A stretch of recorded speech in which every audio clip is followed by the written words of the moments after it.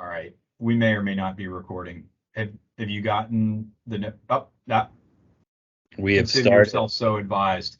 You are being recorded, and welcome back, everybody. This week we are without the varsity team, so you're stuck with the junior varsity here. We've got the Dominator joining us, beloved by men and the ladies all of the world around, and ready to lay some knowledge on us here for the week 9 week that is in the Pinehurst Dynasty League. So without any Yes. further ado, let's see if we can get this thing going. Forgive us for the many technical challenges we'll probably face. I have no idea what I'm doing. But all right, so we'll spend a few minutes recapping last week. Sorry, I should have been prepared, but I'm not. How you doing today, big guy? I'm doing well, doing well. Taking a little break from accounting hell and, excited to be on the podcast. There's some interesting moves this week with the trade line deadline with the NFL. So, a couple. Yeah, we've got a little reconfiguration with some of the teams, their Yeah, lineups. We'll see how that kind of affects things as we lurch toward the playoffs. yeah, So, you had a player affected, right? Sent to a pretty crappy team from non-performing on the Steelers to now on the Bears. Adept yeah, yeah. single offense that The may not. biggest problem is I have no idea what to do with the Chase Claypool jersey I bought and the one I got for my son. I'm not entirely sure I'm inclined to replace it right now with the way the Steelers are playing, but we'll leave that for another day. So Right. let's spend a few minutes looking at the week that was. Week 8 saw actually a couple of pretty competitive matchups and then a couple of surprises. So we'll start here in what was kind of a bit of a game of the week and a close matchup between Team Traz and Mac and Chase. Mac and Chase came out on the wrong end of this one, putting their kind of playoff aspirations, a little bit of doubt. I think that they continue to score a lot of points, and when Jamar Chase comes back off of his injury, I do think that they'll be safely in, kind of in competition for the highest scoring, kind of that last wild card spot.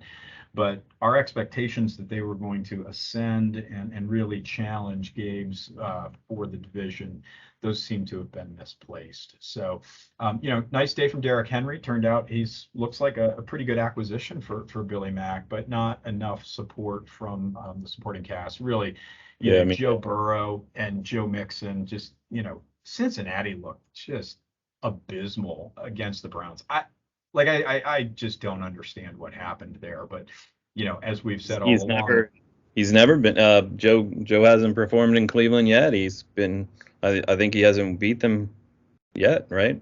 I mean, he's had yeah, I five think games. that's right. And look, there are head scratchers like that where people just have another team's number, right? The Jaguars seem to have like Indianapolis's number, even when Indianapolis was good. Indianapolis was a mess this year, but like for whatever reason, Indy just could not get it together against a team that was just no good against anyone but them. And it happens. But as the Bengals go, Joe's team, or rather Billy Mack's team goes, so a tough loss there. And when we were looking at this one last week, the Team Traz, if you looked at that running back room, you said, man, a lot of potential there. And the two stars, Chubb and Cook, who have really been the building blocks of this franchise since the jump at the beginning of the league, delivered once again. And it was just more than Bill could overcome. So that pushes Team Traz at 5-3. I think they're on a 4-game heater. Definitely a team on the rise. And, if they can shore up some of their secondary scoring, I think they are a dangerous team, and they're working their way into comfortable position in the playoff chase. Mac and Chase, hopefully gets the scoring going because I do think he's a competitor to slide in there. Yeah, he Uh, had two zeros on the board, and then not much help on his bench. So yeah, I mean, like, off week, but yeah, off week indeed. And George Pickens has got to be better, but he's playing on a really, really bad offense that does not seem to have any direction. And as long as Matt Canada is still living and breathing, that is going to be a terrible offense. So if somebody can fix that problem, I'm sure Steeler Nation would be grateful. Okay, brother on brother crime. What was shaping up to be an exciting matchup of Clash of the Titans turned out to be a drubbing of sorts. Josh Allen had a fine week, but was outscored by both Jared Goff and Dak Prescott on Andrew's bench. Rashad Bateman I think he didn't go, and I empathize. No. I started Brandon Cooks last night because I didn't realize he was sitting the game out as I walked into the Texans Eagles game last night. So in another league, Yeah, Bateman's out for the year. What's that, Bateman? Bateman's out for the year. Yep. Whoopsie. Okay, well, that makes Devin Duvernay even more attractive, so I'm glad he's on my roster. Anyway, Rashad Bateman, that hurts. Wan'Dale Robinson, who I think is a nice piece for the Giants. The Giants too just didn't look themselves, and not enough secondary scoring. His defensive scoring was like oddly low, so that hurts. And Derek, I don't know, a long time ago, I tried to pilfer Rondale Moore off of his roster, and he admitted to an irrational commitment to the Kyler Murray-Rondale Moore combination, and it cashed this week for him. So congratulations. Was able to weather the no Kelsey storm with the Chiefs bye week just fine. So, that's what's interesting about this one, right? Is that Bill Cosby sleepers had no bye problems and just did not score any problems. Yeah. Yeah, I mean, Indianapolis again, right? Michael Pittman is a guy that I would have killed to have on my roster. In fact, have him on other rosters, and he has been just a season-long disappointment as Indianapolis can't get their shit together. So that puts some strain on Andrew. I mean, he still has a remarkable core, but some of those guys that we just chalk up for big points every week are kind of scuffling a little bit. So we'll see where that goes. But clearly Diggs is like, the class of the league with another huge week. That brings us to what was anticipated to be the pillow fight of the week between our winless DJ Booga Suga and Marcone's 16 Czechoslovakians. But holy hell, the Czechs turned out in spades. AJ Brown's like colossal day. We'll get to Devonta Smith's disappearing act opposite AJ Brown when we get to Goldberg. But Lamar played well. The running backs were productive. His top end running back. I mean, to Antonio Gibson, like we've got a little bit of a theme. We'll cover this when we get to Wallace's game. But the week of Halloween, we had some zombies, some folks rise from the dead, and either the dead of you've just been buried because you've been an unproductive fantasy asset for too long, or guys who are literally on the verge of dying of old age in the world of the NFL, turning in big days. Antonio Gibson goes zombie and really helps overcome, a 0 from Van Jefferson, a 1.2 from Nelson Aguilar. But Tremaine Edmonds had a big day, and well done, Marcone. Like I was even sort of dancing on his scoring grave. What's that? Go ahead. James Brown story is the big one there, right? I mean, he goes from 4 targets a game to 3 touchdowns and whatever, 100 some yards. So yeah, and I don't know. I mean, I had a little guy with me, so we had to leave at halftime last night. But AJ Brown continued to be a target in the first half for Jalen Hurts, and I think as they get more comfortable having him in the offense, he's just going to continue to rise. I think. I mean, 43 points a week, probably not, but I think you can, safely pencil him in as a red zone target for Hurts, and that's just a very productive offense in Philly, and he's a huge part of it. So, anyway, we kind of chuckled and threw some dirt on Marcone's scoring potential grave and things like that, but I wouldn't sleep on this team. We're not going to do a New Hope segment because we're trying to keep it short this week, but we will be covering some other bottom feeder teams and what their future looks like. The Czechoslovakians were potentially next up because of their record going into last week. But by the time we get around to doing that segment again, he may be a playoff contender again. So great week for Craig. And I mean, just the scoring for Danny and Joe is just brutal. Look at the quarterback and running back positions. It's right. Well, I mean, they didn't, and they're not bad. Like, I mean, left stuff on the bench, there's not much, like 12, 13 much points on the bench. So, but 5.1 points from your quarterback and 2 running backs. The Derek Carr situation, I don't know what the Raiders are doing. They look. Yeah. The Raiders. I mean, I got 1.7 from Devontae, so Yeah. Your 2 stars can't score 4 points in fantasy. Your team should have not even shown up. Yeah, and they didn't. So again, long term, there's some opportunities for DJ Booga, but week in, week out, it's just brutal with the lineup. And Jefferson and Judy, are you'll take double-digit points, but neither of them cracked 20. It was just a tough week for DJ Booga We'll hope they bounce back at some point, but they seem fast tracked for the number 1 overall pick. Hulk Hands and Lord of the Slum. This was a bad matchup for Goldberg, right? I mean, this in a week where Mahomes was chewing down his bye, this was actually a really pretty good week for Goldberg, but he just couldn't, overcome the bonanza of Hulk Hands, who, again, had guys, I think DeAndre Hopkins just turned 48, 50 years old. DK Metcalf, I thought wasn't going to play this week. He obviously did. Yeah. Right. We laugh about Joe stacking up linebackers, but points are points, dude. And I mean, he's got just a brick shit house of linebackers with, Micah Parsons cruising along on the taxi squad, and those linebackers posted, huge points. If you look at that delta between their linebackers and Mikey's, it was, a contributing factor, right? But the corpse of DeAndre Hopkins rose from the dead, along with Alvin Kamara, who just had a slow start to the year, but is looking like himself again, which is going to continue to make Joe super dangerous. So not a lot of holes here. Right. Interesting. Hell, he got points out of Mark Andrews, and I think he exited the game in the first quarter. And he probably outscored most people's tight ends at 6.3 points. So. Right.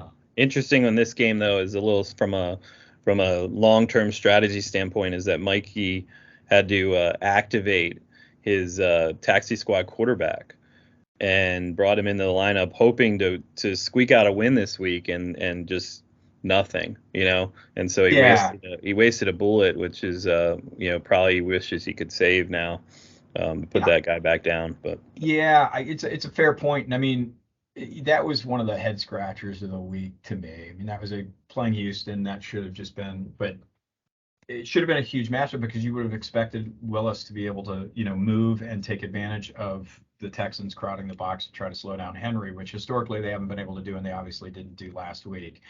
It was just a mess. And I liked the move. Texans are not as bad as their record, man. They are not as bad as their record. Yeah, that may be right. I think they are as bad as their record, but they have pieces that make them not, completely hopeless. But anyway, I liked the move when he moved Willis up, because I actually thought he would. I mean, if you're ever going to introduce a guy into the league playing against that defense, it's one of the better places to do it. And he just didn't seize the moment. So rough go for Mikey, but congratulations, Joe. Great week. We kind of say you're boom or bust, but this makes at least half the games this year when he's been boom. And when he's boom, that roster is awesome. So, if Mark Andrews comes back healthy, holy shit, Joe's going to be a force to be reckoned with. Got to be one of the top scorers in the whole league over the history of the league. I don't know. Yeah, it really ought to. Just one other, just observation is that last week, a part of Joe getting a bit of a surprise win was, getting 4 million points from Deion Jackson, who of course no one had ever heard of in the history of mankind, and he was picked up off the trash heap after waivers ran as a no-cost addition. Yep. He did not chase that. I mean, for obvious reasons, right? Jonathan Taylor was back, but I just note that guy scored negative 0.4 points this week after going for 30 last week. So Joe continues to make good decisions. I mean, he had high efficiency and a damn good showing. So speaking of not great showings, we can move past this one pretty quickly, but Bussing and I continue to fail miserably at tanking. I don't understand why. I didn't realize which game we were talking about. We're talking about. Look, we just need to keep you show up, non-show up. Yeah, we just need to keep you from matchups against UVA, fellow former roommates, because it hadn't gone well for you this year when you're facing our squads. We got a huge week from Hurts. We got big weeks from basically, not big weeks, but steady weeks from kind of everybody. I thought Kenneth Walker had a nice matchup, and he didn't do a ton against the Giants, but we continue. I mean, this is an example too of just the offenses and the historically offensive teams changing, right? We talked about earlier about the Broncos, and we talked about Minnesota and then the Eagles themselves, right? I mean, I think the Eagles are in the midst of a change. They're, with throwing to AJ Moore and not running Hurts as much and using Sanders. You're going to see that this next week coming up. But same thing with New England, right? You guys. Who the hell wants to carry two players from New England, but you got 50 points from them, and Yeah, it is what it is. But and then I went with a New Orleans guy as a backup when with the other two starters out, and he gets 0 points. So Yeah, well, I mean, and this was a combination of, when we looked at your roster at the beginning of the year, and we all assumed Najee Harris and Jonathan Taylor were two of like maybe the top 6 or 7 running backs in the league who would be unchallenged for touches. And you look historically, there are some incredibly bad teams that have had productive running backs because of volume. These guys get volume and can't produce. Like, it's unfucking believable. And then you stack that on top of the Chargers bye, and it's a recipe for disaster for you. right. So I think you just flush this week and move on. And that's that. So, and then what I'm going to, agree with the site, definitely the game of the week. Look at this barn burner down to the wire finish between Glenn's dead money beating Dave's Derry Sanders. Both of these guys end up in the money for the week. Dave, it's Tua time, baby. And Donta Foreman, turns out to be the guy to replace Derry Sanders, who he still has, and went bananas. I think this was the week where Christian McCaffrey threw for and ran for a touchdown and caught one. So that's a pretty Yep. cool piece of history that Dave captured. Not a ton of scoring beyond that, but if you look at those top 3 dudes, they were dudes, and that was a huge, huge day. So Right. maybe it's Tua time again, and when it's Tua time, that's pretty damn good. But like, Dave was almost perfect, right? He was 93% efficient, and if he had been 100%, he would have only beaten Glenn by like 4 points or something like that. Glenn just had a big week, and he had it without a quarterback. Trevor Lawrence failed to rise to the occasion, but Tony Pollard did, right, in Zeke's absence. And look at like just the wide receivers from Amari Cooper on down. Tyler Conklin kind of comes out of nowhere and finally has a nice week.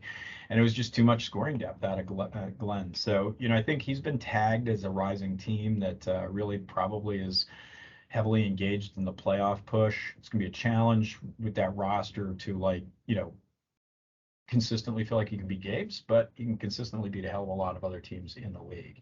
And Yeah, he's definitely Pollard, not living up to his name. I mean, no, he's cashing consistently in the last couple of weeks, and he's probably make the playoffs and make some more cash. So he's not dead money by any means. He's got I think that's right, right? Tony Pollard demonstrates that he can be a feature back. I mean, I'm not sure he can be a feature back for 17 weeks, but given the opportunity, the dude, absolutely showed up.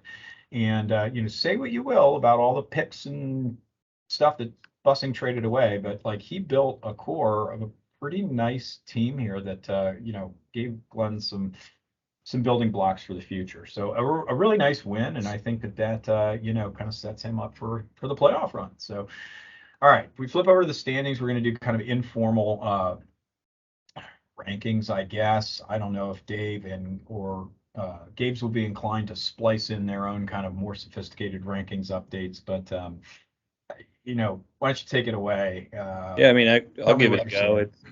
It's it's a one dog race. Like, there's only one person that's assured, and that's that's Gabe's. He's way out in front. And then as they normally group, I think everyone else is battling for position.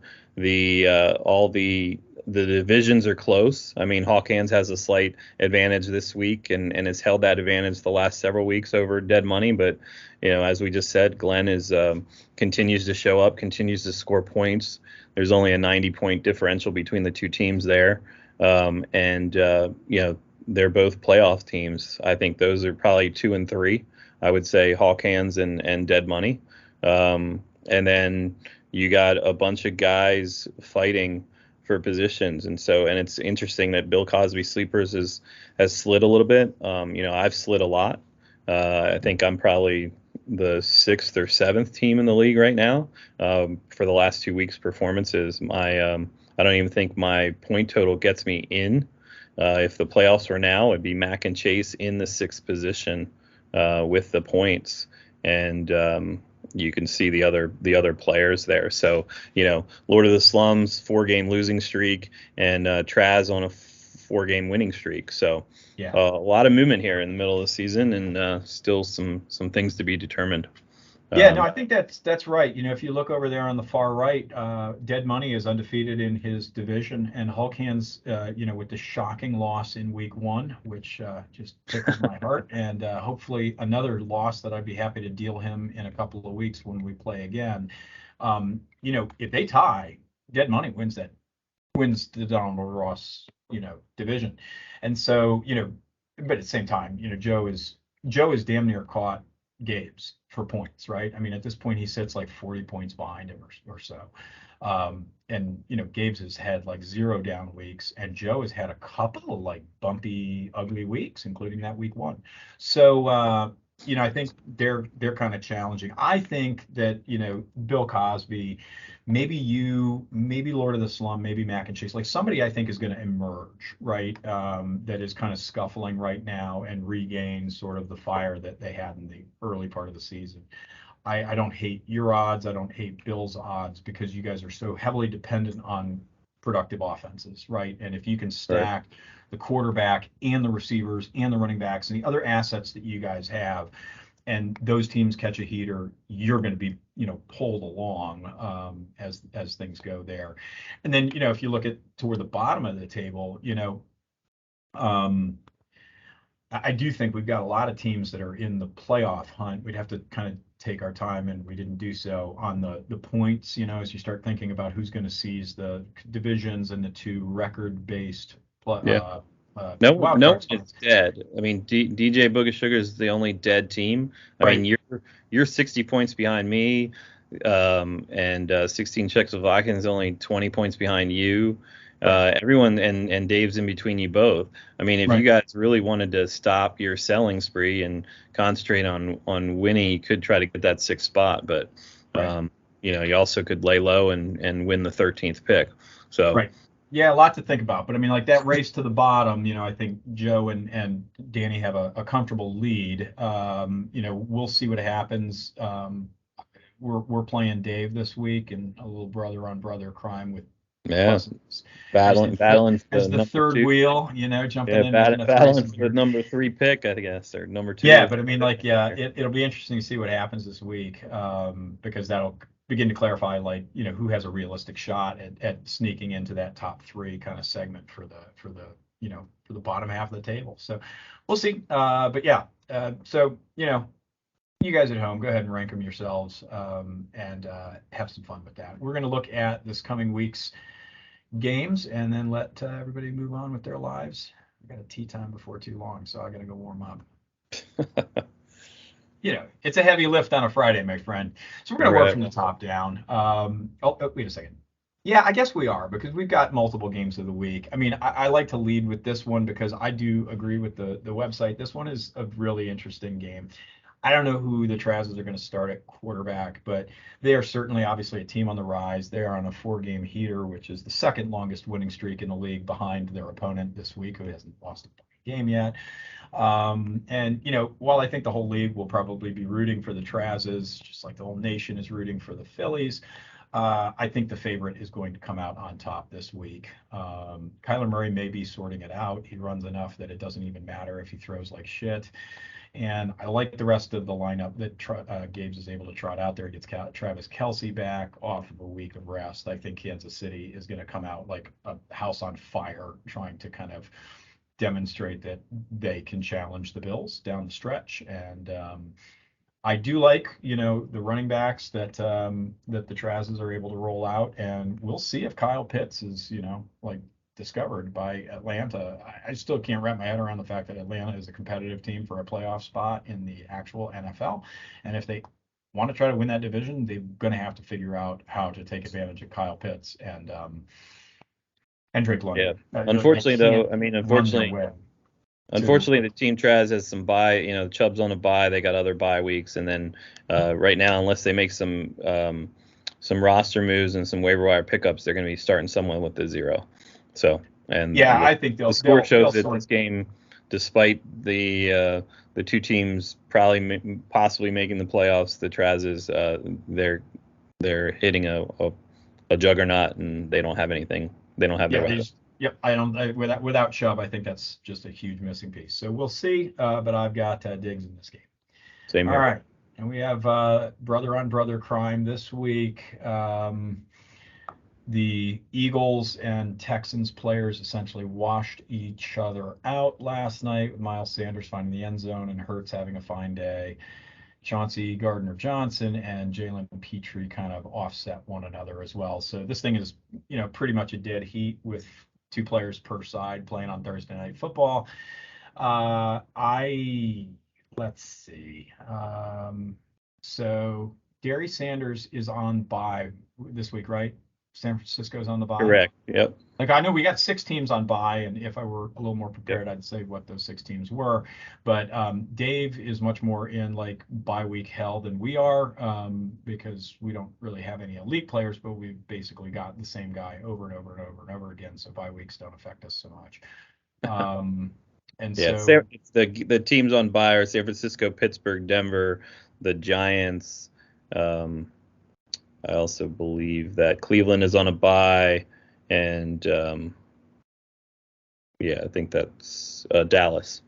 Dallas, yeah. So there are some tough buys to navigate, and then there are some offenses that are so fucking bad that it doesn't matter that they're on bye, like Pittsburgh and Denver. But so because he's missing a couple of key pieces with the bye week and things like that, and some of the guys that should be good, like, are boomer bust, I'm gonna take Bussing and myself in this game. And there's a nice little nugget. I think that this game could shake out with some trades. There's a lot of talk on these 2 teams, and they're still trying to move pieces. But if nothing happens before Sunday, I just don't trust a few of the players that Dave's had blow up in the last couple of weeks. I think they just have some weird matchups. But I'm still going to take Dave. Okay. All right. So, well, the site is so kind to point out, and if this is actually accurate, it just tickles my heart. It looks like Darius Sanders as a franchise has never defeated Radical Vertical Impact Simulation, formerly Mapletron, formerly Hooked on a Thielen. So I love to see that. I'd like to see it continue. Big brother asserting himself. There you go. Yeah, you got to flex a little bit, even if you're the little guy. All right, Bill Cosby sleepers, Andrew and Billy Mack and Chase. This is an interesting one because I think this will kind of, identify what's going on to an extent as we move toward the playoffs and stuff. Mack and Chase has got to have it this week, I think. Getting Cincinnati's got, a couple of guys there in his starting lineup that I don't know, but are the Raiders on a bye this week? They are not, are they? They are not. All right. I don't know what Waller's health situation is, but like his team is a lot better if Darren Waller is playing. I don't remember what Dallas Goedert did last night. But Andrew's already got at least. He's got 28. It's 28-15 right now. Bill Cosby sleepers is outscoring him by 13 points. They've each played 1 player. Gotcha. Actually, so TJ Edwards went bananas and Goddard was kind of quiet. Although, double digits out of a tight end. Okay, let's not get too in the weeds here. Bill Cosby sleeper is at least potentially starting both of the Green Bay running backs. Green Bay's offense is a hot mess. I don't know who Cincinnati has this week. I'm going to take Mack and Chase. He's missing Jamar Chase, and I don't know that he's got enough high-end guys going. But for some reason, I have a feeling Bill's going to kind of get himself back in the playoff conversation. So I'm going to go against my instincts and take Bill. What do you think? It's interesting that Bill's going to start Rodgers, and you got Bill Cosby sleepers starting both their running backs. So I don't know if that's a neutralizing position that he's going to give way to not starting Burrow, his boy, this week. But I wonder if that's. I mean, I wonder if he set that lineup, and if he did, if he's just like, I'd be careful about. I mean, who knows? Maybe he knows that Cincinnati is going to crater again and have another bad week. But I guess I'd probably gamble on Joe Burrow coming back and kind of like atoning for last week. So I might suggest starting him. But I'm generally wrong about this kind of stuff. So, all right. Yeah. So who did you end up taking? As would I. I think Bill Cosby Sleepers takes this one by a close margin. They went out Yeah. and made some quick pickups to try to switch their lineup around, but we'll see. All right. Yeah. Yeah. And then the Lord of the Slum at DJ Booga Sugar. So sorry, Danny and Joe, but Goldberg gets a much needed bye this week. And he gets Mahomes back again. I think Mahomes is going to come out and like basically single-handedly win this one for Mikey. He needs to get off the schneid here. He's got the personnel to do it. You know, for his sake, I hope James Robinson has a defined role with the Jets. I think he should. I didn't watch that game last week, but I assume he was just being eased in as he had been traded just a couple of days before the game. He posted damn near nothing last week, but down the stretch, I like his role with the Jets. And I like basically all of those guys he's starting. So I think this is going to be a drubbing, but I guess we'll see.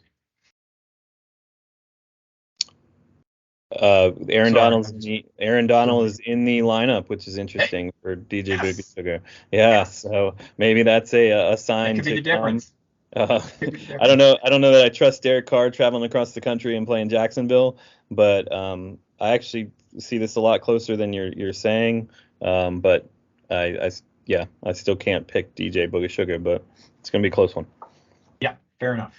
Okay. The resurgent, the two teams that kind of, like really showed up last week, two of the four, going head to head, the 16 checks, we'd sort of thrown some dirt on their grave. Joe Wallace takes a lot of shit from folks, but continues to crank out massive point totals. What do you think here? Is he getting? I think Swift's back. He's got him in the lineup. Alvin Kamara looks to be the only option right now in New Orleans, unless they switch again.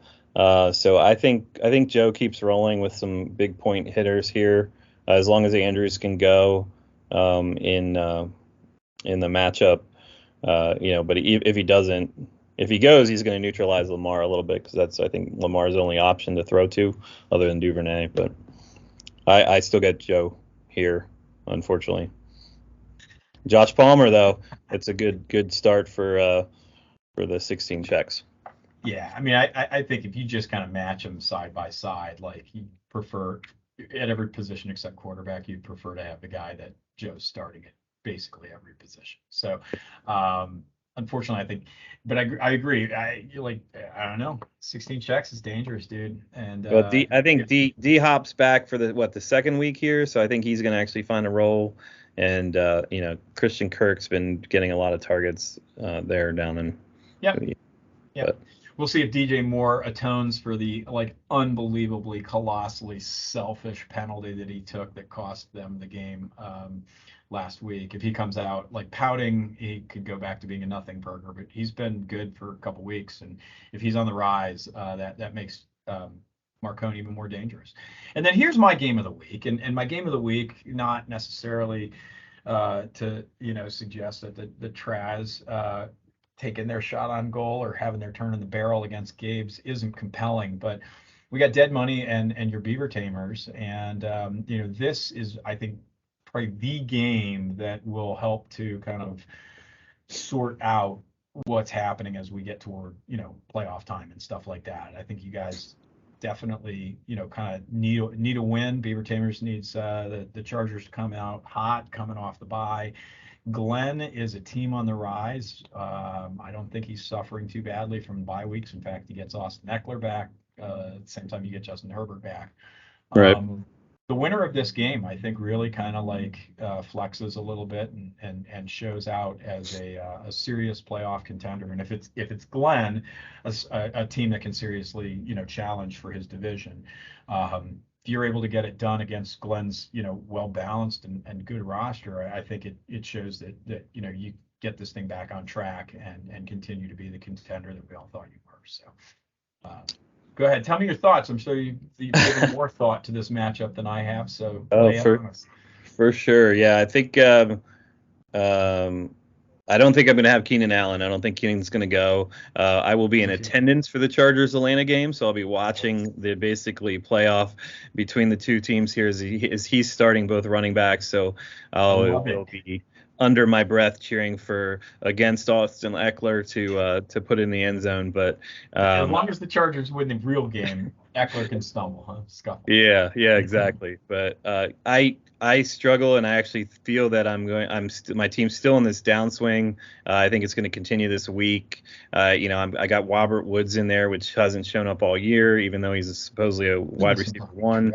And then again with Keenan Allen not going, I got to find someone else, and I'm scraping the bottom with some backup receivers. So I think the dead money is going to continue to move forward and probably put a beating on me by about 20 points this week, and I'll just take it. Last night?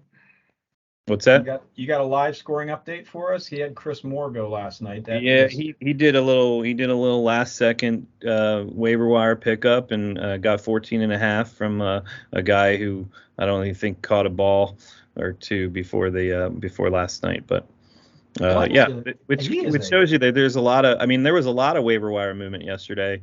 A lot of guys picking people up. A lot of injuries, big name injuries. We didn't talk about Diggs' effects with how Diggs has gotten really backed up Thomas with Olave, and that's proven to be pretty awesome for Gabe's.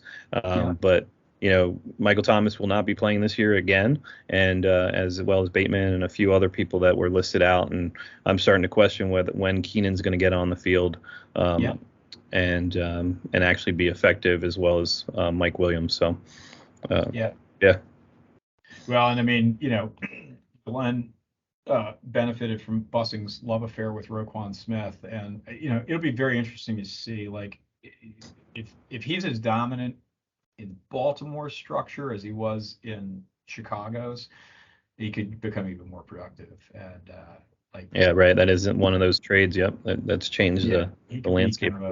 Kind of a difference maker. So we'll see. I mean, like, those trade deadline moves were interesting. I don't know how it's going to affect Hawkinson, for example. I think he's on maybe Andrew's roster, but I feel like that's a downgrade because he's competing for touches with a better receiver in Jefferson and a team that's got a better run game than I think they had in Detroit.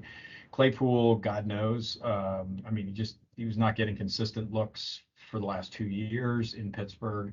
Maybe being a number one, maybe he'll start competing for the ball in the air and actually working on the field. We'll see. But I think Fields is a run-first quarterback, so I don't really know how that affects him. Right. We'll see what happens with a bunch of these moves. We're still waiting to see what Jimmy Robinson looks like. I don't know what Chase Edmonds that went to Denver as a part of the Nick Chubb, and we got the Chubb trade. Right? Is Chubb going to continue to be a terror on the edge in Miami? It'll be interesting. So and I had Wilson from San Francisco went down back to backfill Miami, and he's a first year back. Just trying to find his way. Yeah. So a lot of interesting stuff will start to kind of sort itself out here this week, but I don't think we're going to have any more clarity on who the real contenders are at the end of this week. But we'll move a little bit closer to the finish line. So hope everybody enjoys the games. Dominic, thank you for joining us. Yeah. One last comment. Did you catch last night? Al was it? Who's the announcer on Thursday night? The guy Al, the other dude. He seemed asleep at the wheel. He was basically every stat he was giving was from last year, and he was making just complete errors over and over again. And Aikman was covering quite well, I think. He was probably like me, sitting at the football game but watching the baseball game. It was much more compelling, unbelievable game last night. And look for me on TV Saturday night, hopefully in a World Series clinching game in Houston.